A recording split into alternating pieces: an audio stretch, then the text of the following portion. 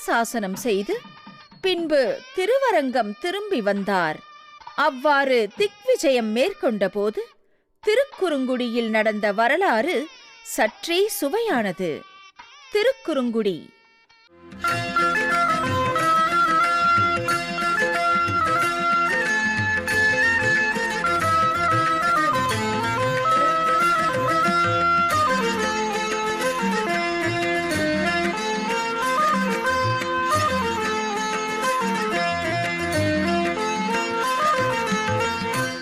பாண்டிய நாட்டு திவ்ய தேசங்களில் திருக்குறுங்குடி திவ்ய தேசம் ஒன்று. கிருதயுகத்திலே வராக பெருமான் திருவாக்கால் பிராட்டிக்கு கைசிக புராணத்தை தெரிவித்து நம்பாடுவான் சரித்திரத்தை உரைக்கும்போது குறிப்பிடப்பட்ட திவ்ய தேசம். இந்த திவ்ய தேசத்தில் நின்ற நம்பி, இருந்த நம்பி, கிடந்த நம்பி, மலைமேல் நம்பி மற்றும் திருப்பார்கடல் நம்பி என 5 நம்பிகள் தனித்தனி சந்நிதிகளில் காட்சி தருகிறார்கள். ஆழ்வார்களில் திருமழிசை ஆழ்வார், நம்மாழ்வார், பெரியாழ்வார், திருமங்கையாழ்வார் ஆகிய 4 ஆழ்வார்களால் மங்களாசாசனம் செய்யப்பட்ட திவ்ய தேசம். இந்த திருத்தலத்தில் ராமானுஜர் எழுந்தருளியிருந்த காலத்தே வண்ணமழகிய நம்பியான நின்ற நம்பி ராமானுஜருக்கு சீடனாக இருந்து பணிவிடை செய்தார். ராமானுஜரும் குருவின் ஸ்தானத்தில் இருந்து கொண்டு தன் திருக்கரங்களால் வண்ணமழகிய நம்பிக்கு திருமண் காப்பு அணிவித்ததால் இந்த எம்பெருமான் ஸ்ரீ வைஷ்ணவ நம்பி என்னும் திருநாமத்தால் அழைக்கப்பட்டார். ஜெய ஜெய ராமானுஜா, ஜெய ஜெய ராமானுஜா. சோழ பேரரசின் எல்லைக்கு உட்பட்ட தில்லை திருச்சித்திர கூடத்தில் எழுந்தருளியிருந்த கோவிந்தராஜனுக்கு ஏற்பட்ட அவல நிலையைக் கண்டு வருந்தி பின்பு கோவிந்தராஜனை புனர் நிர்மாணம் செய்த பெருமை ராமானுஜரையே சாரும். இவ்வாறு வைணவத்திற்கு அரும்பாடுபட்ட ராமானுஜருக்கே சோழ மன்னனால் ஆபத்து ஏற்பட இருந்தது. இந்த பேராபத்தை உணர்ந்த கூரத்தாழ்வானும் பெரிய நம்பிகளும் உடையவரை திருவரங்கத்திலிருந்து தப்பிக்க வைத்தனர். கூரத்தாழ்வான் ராமானுஜரின் காஷாய வஸ்திரங்களை தான் அணிந்து கொண்டு சோழ அரசவைக்குச் சென்று சைவ மதம் பிடித்திருந்த அரசனிடம் விஷ்ணுவே பரதெய்வம் என்று வாதிட்டார். அதனால் பெரிய நம்பிகளும் கூரத்தாழ்வானும் தன் கண்களை இழந்தனர். ராமானுஜரோ கூரத்தாழ்வானின் வெள்ளை வஸ்திரங்களை தான் அணிந்து கொண்டு கர்நாடக மாநிலத்தை அடைந்தார். ஜெய ஜெய ராமானுஜா, ஜெய ஜெய ராமானுஜா. திருநாராயணபுரம், கர்நாடகா.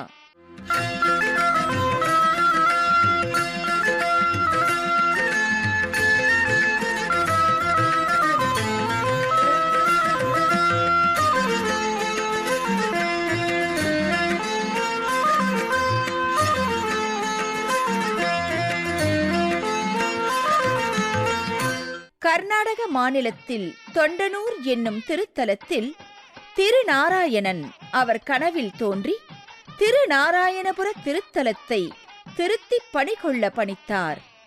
அவ்வண்ணமே யதுகிரியில் புற்றுக்குள் புதையுண்டிருந்த திருநாராயணனின் மூலவர் திருமேனியை கண்டெடுத்து புனர் பிரதிஷ்டை செய்தார்.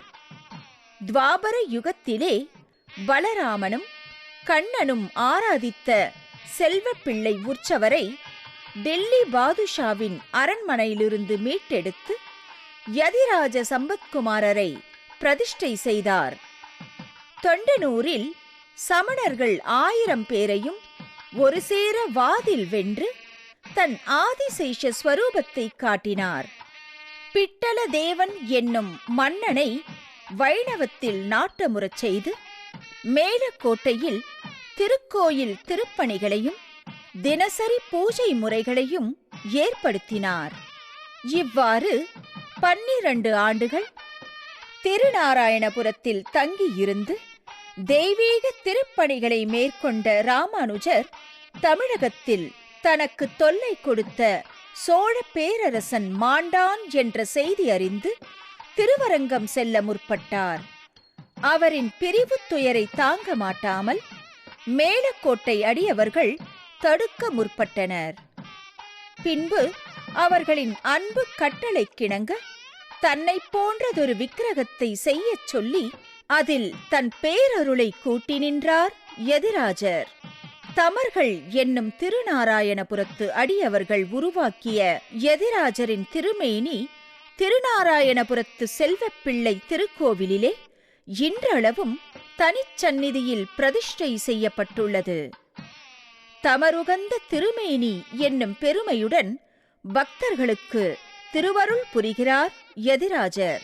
ஜெய ஜெய ராமானுஜா, ஜெய ஜெய ராமானுஜா, ஜெய ஜெய ராமானுஜா. திருவரங்கம் திரும்பி வந்த ராமானுஜர் தன்னால் கண்களை இழந்த கூரத்தாழ்வானின் நிலையைக் கண்டு மனம் வருந்தினார். கண்களை இழந்து ராமானுஜரின் பிரிவு துயராலும் கூரத்தாழ்வான் வருந்திய காலத்தில் வைகுண்ட ஸ்தவம், சுந்தரபாஹு ஸ்தவம், அதிமானுஷ ஸ்தவம், வரதராஜ ஸ்தவம், ஸ்ரீஸ்தவம் என்று 5 ஸ்தோத்திர நூல்களை இயற்றினார். இந்த 5 ஸ்தோத்திரங்களையும் கூரத்தாழ்வான் திருவாக்கால் கேட்ட ராமானுஜர் மனம் மகிழ்ந்து கூரத்தாழ்வானை காஞ்சிக்கு அழைத்து வந்து வரம் தரும் மாமணி வண்ணன் வரதராஜன் திருமுன்பாக மீண்டும் வரதராஜஸ்தவம் பாடச் செய்து இழந்த கண்களை திரும்பப் பெற்றார் ஆழ்வான். அவ்வாறே கூரத்தாழ்வான் காஞ்சி தேவ பெருமாளிடம் பெற்ற வரத்தால் தனக்கும் மோட்சம் உண்டு என்று ஆனந்த கூத்தாடினார் ராமானுஜர். ஜெய ஜெய ராமானுஜா, ஜெய ஜெய ராமானுஜா, ஜெய ஜெய ராமானுஜா. ராமானுஜர் தாம் வாழ்ந்த காலத்திலே ஸ்ரீபாஷ்யம், வேதாந்த தீபம், வேதாந்த சாரம், வேதார்த்த சங்கிரகம், கீதா பாஷ்யம், சரணாகதி கத்தியம், ஸ்ரீரங்க கத்தியம், வைகுண்ட கத்தியம், நித்தியம் ஆகிய 9 நூல்களை இயற்றினார். நம்மாழ்வாரின் திருவாய்மொழிக்கு விரிவுரை தந்து மாறன் அடிபணிந்துய்ந்தவன் என்ற பெருமையும் பெற்றார். அவ்வாறே ஆளவந்தாரின் 3 குறைகளையும் தீர்த்து குடிமக்கள் குறையின்றி வாழ சரணாகதி மார்க்கத்தையும் காட்டினார். ஸ்ரீரங்கத்திலே ஸ்ரீரங்கநாதனும் ஸ்ரீரங்கநாச்சியாரும் பங்குனி உத்திர திருநாளன்று மட்டும் சேர்த்தி சேவை எனப்படும் காலத்தில் ஒருமித்து ஒரே ஆசனத்தில் எழுந்தருளியிருப்பார்கள். அவ்வமயம் இவ்வுலகில் உள்ளோர் யாவரும் நலம் பெற வேண்டி சரணாகதியை காட்டி தன்னை சார்ந்த அடியவர்கள் யாவருக்கும் மோட்சம் தந்தருள வேண்டும் என்று திவ்ய தம்பதிகளிடம் வரம் பெற்றார் உடையவர். தன் சீடரான கந்தாடை ஆண்டான் என்பவரது வேண்டுகோளுக்கிணங்க தன்னை போல் ஒரு திருமேனியை படைக்கச் செய்து தன் சக்தி முழுவதையும் அதன்பால் ஆவிர்பவித்தார் ராமானுஜர். ராமானுஜர் தனக்குகந்த திருமேனி என தன் திருவாக்கால் உரைத்த திருமேனி நல்லதொரு தை மாதம் புஷ்ய நட்சத்திரத்திலே ஸ்ரீபெரும்புதூரில் பிரதிஷ்டை செய்யப்பட்டது. அந்நன்னாள் முதற்கொண்டு திருவரங்கத்திலே உடையவர் திருமேனியிலும் தளர்வு ஏற்பட்டது. ராமானுஜருக்கு முன்பாக அவரது அன்புக்குரிய சீடரான கூரத்தாழ்வான் திருவரங்கத்திலே பரமபதமடைந்தார். பின்பு தம்முடைய 120வது வயதில் ஸ்ரீரங்கநாதனிடம் பிரியா விடை பெற்று பரமபதம் என்னும் திருநாட்டை அலங்கரித்து அந்தமில் பேரின்பத்து அடியவரோடு கூடி நின்றார் ராமானுஜர். உடையவரின் சரமத் திருமேனியை தன் வசந்த மண்டபத்திலேயே திருப்பள்ளிப்படுத்த ஆணையிட்டான் திருவரங்கன். அவ்வாறே தானான திருமேனி என்னும் புகழுடம்புடன் உடையவரின் திருமேனியானது திருவரங்கம் திருக்கோவிலில் இன்றளவும் உடையவர் சந்நிதியில் பிரதிஷ்டை செய்யப்பட்டுள்ளது. உடையவர் இட்ட 6 கட்டளைகள். ஸ்ரீபாஷ்யத்தை வாசித்தும் வாசிப்பதும் போருவது, அது முடியாதவர்கள் திவ்ய பிரபந்தங்களை ஓதியும் ஓதுவித்தும் போருவது, அதுவும் இயலாதெனில் திவ்ய தேசங்களில் அமுதுபடி சாத்துப்படி முதலானவை நடத்தி போருவது, அதுவும் இல்லை எனில் திருநாராயணபுரத்தில் ஒரு குடிசையாகிலும் கட்டிக்கொண்டிருப்பது, அதுவும் முடியாவிடில் துவயத்தை அர்த்தத்துடனேயே அனுசந்தித்திருப்பது, அதுவும் மாட்டாராகில் ஒரு பாகவதன் அபிமானத்திலே ஒதுங்கியிருப்பது. இப்படி 6 கட்டளைகளில் முடிந்ததைச் செய்து பகவத் பாகவத அபச்சாரங்கள் யாதும் நேரா வண்ணம் எல்லா உயிர்களிடத்திலும் அன்பு கொண்டு வாழ்ந்து திருமால் திருவடியை தொழுது எங்கும் திருவருள் பெற்று இன்புற்று வாழ வழிவகை செய்தார் ராமானுஜர். இந்த ராமானுஜரின் பெருமைகளை திருவரங்கத்தமுதனார் ராமானுஜ நூற்றந்தாதி என்னும் 108 பாசுரங்கள் கொண்ட பிரபந்தமாக இயற்றினார். பிரபன்ன காயத்ரி என்னும் பெருமை ராமானுஜ நூற்றந்தாதிக்கு ஏற்பட்டது.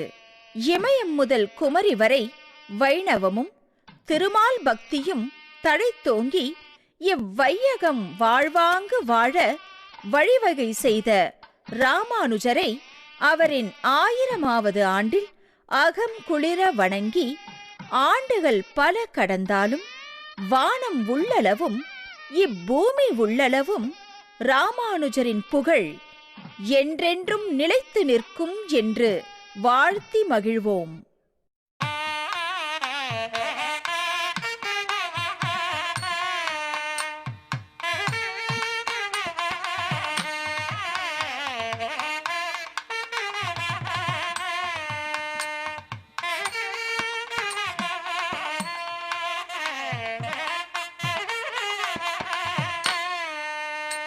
ஸ்ரீ ராமானுஜர் 1000வது திரு அவதார ஆண்டினை முன்னிட்டு தமிழ்நாடு அரசு இந்து சமய அறநிலையத்துறையாலும் மற்றும் பல்வேறு துறைகளாலும் சிறப்பு பணிகளுக்கான உரிய ஏற்பாடுகள் செய்யப்பட்டு வருகின்றன. ஸ்ரீபெரும்புதூரில் மாவட்ட நிர்வாகத்தின் அறிவுரைப்படி பக்தர்கள் பயன்பாட்டிற்காக 100 தற்காலிக கழிப்பிடங்களும் சுத்திகரிக்கப்பட்ட குடிநீர் 15 இடங்களிலும் வெளியூர்களிலிருந்து வரும் பக்தர்களின் வாகனங்களை நிறுத்துவதற்காக 3 வாகன நிறுத்துமிடங்களும் ஸ்ரீபெரும்புதூர் புறவழிச்சாலை மற்றும் சென்னை மெயின் ரோடு ஆர்ச் ஆகிய 2 இடங்களிலும் 2 தற்காலிக பேருந்து நிலையங்களும் அமைக்கப்பட உள்ளன. பக்தர்களின் பாதுகாப்பை கருதி போதுமான அளவு காவல்துறை மற்றும் தீயணைப்பு துறையினரால் பாதுகாப்பு ஏற்பாடுகள் செய்யப்பட்டுள்ளன. நெடுஞ்சாலைத்துறையின் மூலம் தேரோடும் 3 சாலைகளும் பேரூராட்சி மூலம் திருமங்கையாழ்வார் தெருவும் பழுது பார்க்கப்பட்டு சரி செய்யப்பட்டுள்ளன. தமிழ்நாடு அரசின் சிறப்பு அறிவுரை மூலம் இந்து சமய அறநிலையத்துறை கட்டுப்பாட்டில் உள்ள 84 திவ்ய தேசங்கள், அபிமான ஸ்தலங்கள் மற்றும் பிரார்த்தனை ஸ்தலங்கள் அனைத்திலும் தொடர் சொற்பொழிவுகள், கலை நிகழ்ச்சிகள் மற்றும் சிறப்பு திருமஞ்சனம், திருவீதி புறப்பாடுகள் நடைபெற்று வருகின்றன. மாவட்ட நிர்வாகத்தின் மூலம் பக்தர்களை எதிர்கொள்ள சாலைகளில் சுகாதார வசதிகள் செய்யப்பட்டுள்ளன. மாமல்லபுரம் அருள்மிகு ஸ்தலசயன பெருமாள் திருக்கோயில் பூதத்தாழ்வார் அவதரித்த ஸ்தலமாகும்.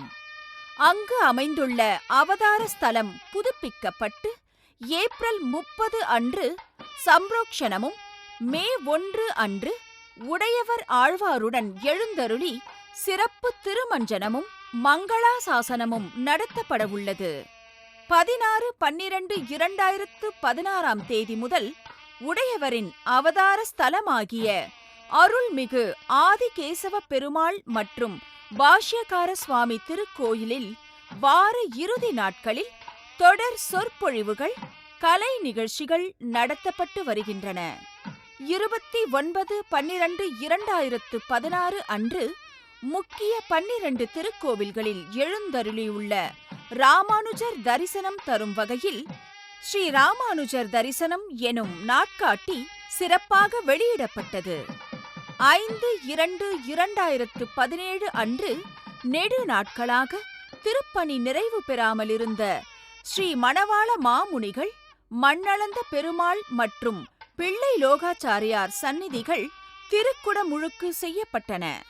7/2/2017 அன்று ராமானுஜரின் விக்கிரக பிரதிஷ்டை செய்யப்பட்ட குரு புஷ்யம் திருநாளில் தமிழ்நாட்டின் முக்கியமான தென்னாச்சாரிய சம்பிரதாயத்தைச் சேர்ந்த யதிகள் எனப்படும் மடாதிபதிகள் திருக்கோயிலுக்கு வந்து ராமானுஜரின் ஆசியை பெற்று மங்களாசாசனம் செய்தனர். 18/3/2017 அன்று திருக்கோயில் தல வரலாற்று புத்தகமும், 7/4/2017 அன்று திருக்கோயில் தல வரலாற்று சிற்றட்டையும் வெளியிடப்பட்டன. 26/3/2017 அன்று பக்தர் ஒருவர் தங்க முலாம் பூசிய பல்லக்கு ஒன்றினை தமிழ்நாட்டின் தென்பகுதியிலிருந்து கொண்டு வந்து இத்திருக்கோவிலுக்கு சமர்ப்பித்து ஸ்ரீ ராமானுஜரின் திருவருள் பெற்றார். 30/3/2017 அன்று அகோபில மடத்தின் 46ஆம் பட்டத்து அழகிய சிங்கர் அவர்கள் எழுந்தருளியிருந்து ஸ்ரீ ராமானுஜருக்கு தங்கத்தாலும் வெள்ளியாலும் செய்யப்பட்ட 2 நவகிரந்த மாலைகளை சமர்ப்பித்து அனுக்கிரகமடைந்தார்கள். 5/4/2017 அன்று மதுரமங்கலம் எம்பார் சுவாமிகள் தனது படை பரிவாரங்களுடன் திருக்கோவிலுக்கு எழுந்தருளி உடையவருடன் திருமஞ்சனம் கண்டருளினார். சுமார் 2.5 கிலோ எடையுள்ள தங்க குடம் ஒன்று அவரது பக்தர்களால் நன்கொடையாக வழங்கப்பட்டது. 10/4/2017 அன்று தஞ்சாவூர் தமிழ் பல்கலைக்கழகமும் இந்து சமய அறநிலையத்துறையும் இணைந்து ராமானுஜர் பற்றிய கருத்தரங்கம் ஸ்ரீபெரும்புதூரில் நடத்தப்பட்டது.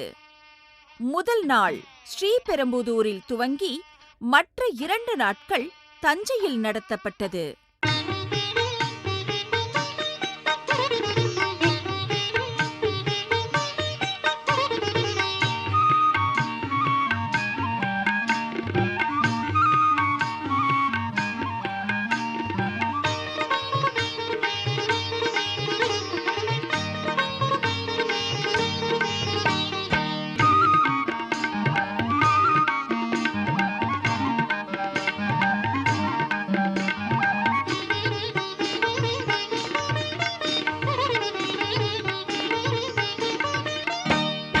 ஸ்ரீபெரும்புதூரில் திருக்கோவிலின் ராஜகோபுரம், அவதார ஸ்தலம் மற்றும் பிற விமானங்கள் புதுப்பிக்கப்பட்டு வர்ணங்கள் தீட்டப்பட்டு சம்ரோக்ஷணம் நடைபெற்றது. ராமானுஜரின் விமானம் மற்றும் கொடிமரம் ஆகியவை இயற்கை பொருட்களை கொண்டு சுத்தப்படுத்தப்பட்டுள்ளது.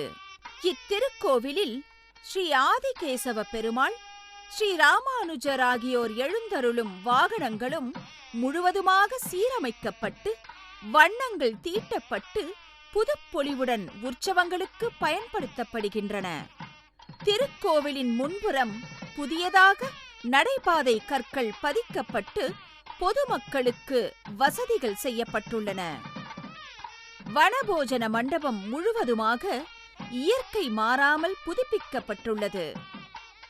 பக்தர்கள் குளிப்பதற்காக சுமார் 40 குளியலறைகள் ஏற்பாடு செய்யப்பட்டுள்ளன. அன்னதானம் வழங்க மாவட்ட நிர்வாகத்தின் மூலம் சுகாதார கண்காணிப்பில் 3 இடங்கள் தேர்வு செய்யப்பட்டு ஏற்பாடுகள் செய்யப்பட்டு வருகிறது. வெளியூர்களிலிருந்து வரும் பக்தர்கள் சுலபமாக வந்து செல்ல போக்குவரத்து துறை மூலம் சிறப்பு பேருந்துகள் இயக்கப்படுகின்றன. ராமானுஜரின் 1000வது ஆண்டு அவதார விழாவில் அவர் அவதரித்த ஸ்ரீபெரும்புதூரில் விமரிசையாக கொண்டாடி மகிழும் வேளையில் பக்தர்கள் சிரமமின்றி தரிசனம் செய்து அவர் திருவருளை நிரம்ப பெற தமிழ்நாடு அரசு இந்து சமய அறநிலையத்துறை அன்புடன் அழைக்கின்றது. வாரீர், உடையவரின் திருவருளை பெற்று மகிழ்வீர். உய்ய ஒரே வழி உடையவர் திருவடி என அவர் திருப்பாதம் பணிவோம், திருவருள் பெறுவோம்.